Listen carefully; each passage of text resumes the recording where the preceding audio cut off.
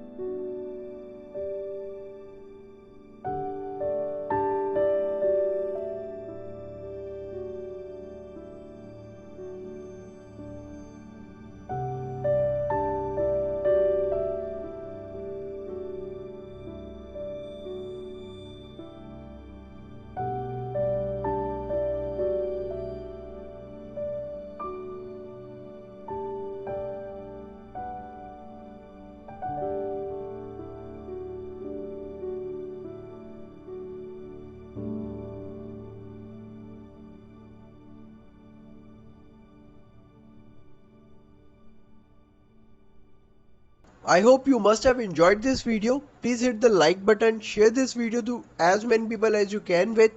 Write comments if you have any. Thanks for watching. Happy gardening.